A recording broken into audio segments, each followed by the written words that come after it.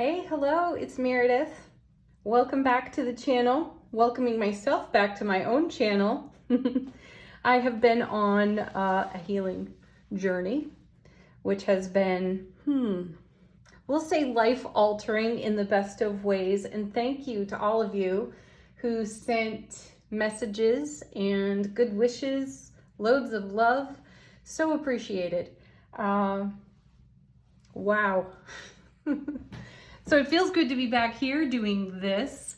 And of course, we're going to tune into the energy atmosphere. We're using the Mystical Shaman Oracle, the Work Your Light Oracle, Sawyer's Path, just because it's so bright, beautiful, and uplifting. And don't forget to like, share, and subscribe while you're here. All right, let's get into it. So some different considerations today with the reading. From the Work Your Light deck, I was inspired to ask the simplest of questions with potentially the most profound kind of answer. It was simply this: what are we broadcasting through our light? How are we shining our light? So, our first card. We've got the Ever Unfolding Rose. Cracked open. It's happening for you, not to you. Ooh. Oh, I like that. Yeah, life's not happening to you or at you. It's unfolding for you. And are you thinking about your life in that way? Are you contemplating and feeling your world in that way? Is there something more that you can invest in how things are unfolding? That's a great question. I also feel here as I look at the card, are you in an old programming story of how your life is unfolding? Are you participating, investing, or are you just allowing things, which isn't a bad thing, because allowing is, going with the flow, though we still got to show up. What's in your heart space, basically? What are you contributing right now? All right, from Mystical Shaman Oracle, my new question here to this deck was, oh gosh, let me get there. How is the natural world communicating to us? What does the natural world want to say? And really contemplate that for a moment. How much screen time have you had? How much digital life are you engaging in? And are you even seeing the natural world? How is it trying to get your attention and come into your waking consciousness? So we have Tree of Life, which is really a great complement to the, what was this? The Work Your Light Oracle card here. It comes down to investment again. Have you been tending your world consciously, deliberately, intentionally? Are you expecting fertility out of a barren landscape that you've made no investment in?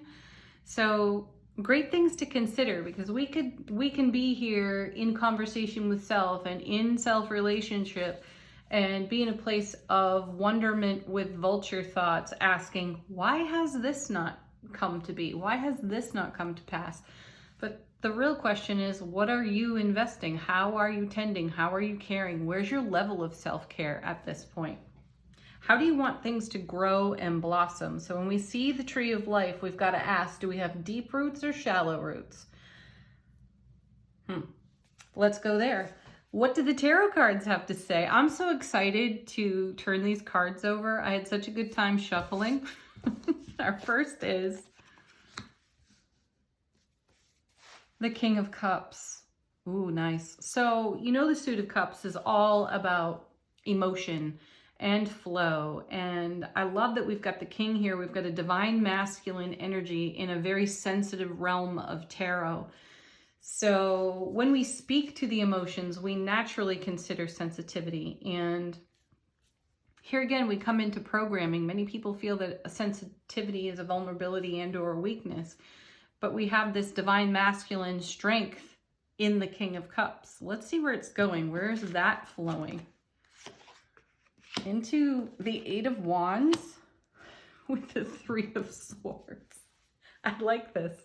There's a level of get on with it kind of message here with these two cards. So the Eight of Wands is an extremely dynamic card. I love this card. So here we have this divine masculine, sensitive, emotional, intuitive energy flowing into a very fiery suit in the wands. And the 8 is extremely dynamic here because it's information incoming. It's channeling from the light. Taking a look at our foundation, our root system, and we have the Three of Swords sitting with it. That's pain, loss, and sorrow of the past. So I feel this dynamic energy of the 8 informing us, enlightening us to what's still lingering with our Three of Swords, what got triggered, what's being stimulated, and then wisely going into the depths of our intuitive awareness and bringing that intuitive awareness to an old story and old programming. So honor your Three of Swords because it's an amazing card and we've all been there. We've experienced pain, loss, and sorrow in some way. And we do want to take a look at how it has been of benefit to us. And we also want to take a look at what we've outgrown. How much of the Three of Swords story programming are we still leveraging on the ever unfolding rose in the Work Your Light card? Does it have a place there? Does it have a positive influence? Is it giving us contrast, which provides perspective and then leverage to launch ourselves forward? And I would say that it lies there because of the dynamic energy of the Eight of Wands. So this is us informing ourselves from our intuitive wisdom and awareness. And I feel like that's an upgraded energy that gives us very deep roots. So draw on your Three of Swords in a really positive way and decide how you're going to contribute to working your own light through those cards, through those life experiences too. And then we have, this is fantastic. Now we have another 8. We've got the 8 of Cups. This is a move on card, moving on, expanding our awareness, looking at a new horizon, and take a look at that king in his position and how he's looking off into the distance. Perhaps he's reviewing his journey to the horizon he stands upon now, or is encouraging us to do that. So dynamically move. Information, your intuitive information and wisdom is going to dynamically move us through what's unfolding with our Three of Swords and how that benefits us. We're not looking back on this in a painful way. We can acknowledge and validate that, things were less than ideal, but how did they launch you forward? How did they put you in a position of moving on to an even brighter horizon? Because coming with this card is the Three of Cups. So that's the Two of Cups coming together and making more. How are you making more of your prior experience? How does that contribute to how you move forward? Great considerations for the day. How deep are your roots? How bright is your light? How are you participating? And are you telling yourself old stories and not moving forward? And there's probably a little bit of everything there in the experience of now. Though move with it, flow with it, allow it. And I feel that we are meant to check ourselves in terms of where our Three of Swords could cause self-sabotage or stagnation. So embrace that. Don't turn away from that. Recognize it, validate it, and then decide, what am I going to do about that? How am I going to flow with that?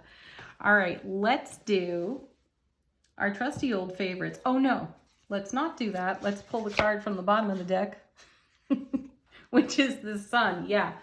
Oh, what a neat placement too, to throw the Sun card right next to the King, because he's looking at his happiness. Happiness is his priority.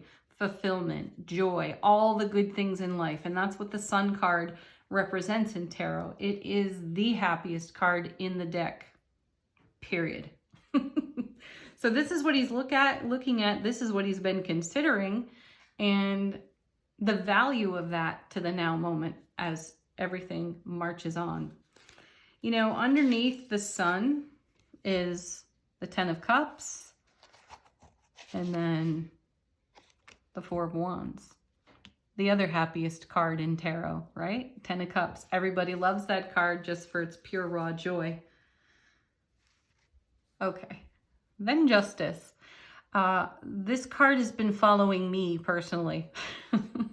So I don't know if that one's just for me alone, but I'm not putting it on the table. I just find it funny that it's there. I did a reading for myself the other day and Justice came out twice. I was using 2 decks.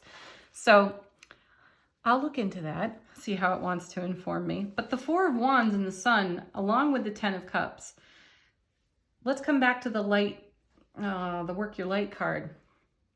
You know, life is not happening to you or at you, it's happening for you. And if there is something for you to do, to participate, to invest in, it is worthy of your participation and your investment, because off the bottom of the deck, this is coming out of the unseen. This is what you do not see. Oh, let's come back to Justice for a moment. Oftentimes there's a blindfold on Justice. Justice is blind. It's not leaning too far in one direction or another. It's a harmonization of energy. So there is something harmonizing. There is something aligning here, and you may not see it all. Allow your sensitivity. Allow your intuitive wisdom. Follow that. Deepen your roots. Stare at the horizon that you've been dreaming for, holding in your heart space, and do it with strength. It's not a weakness to be in those places where you're a little more tender, a little more vulnerable and sensitive. That is an important part of every process we find ourselves in. And that's when the Three of Swords type of energy can get engaged. So it's all valuable because it all contributes to creating this kind of outcome that we see here on the table. I like that.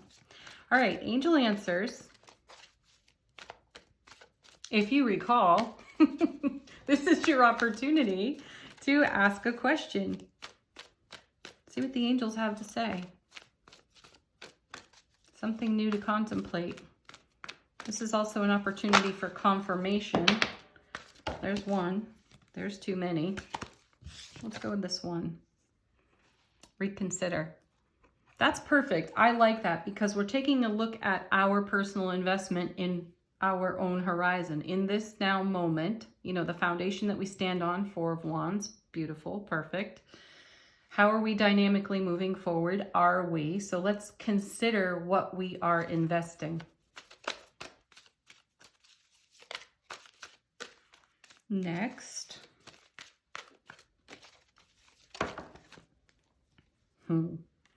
Be assertive.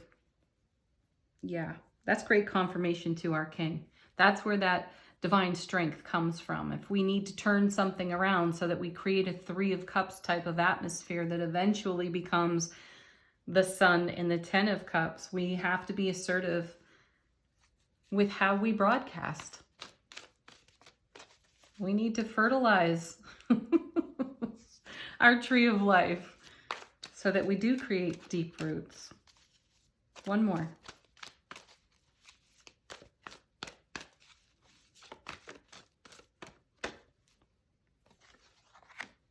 Let go and flow. Let go and trust.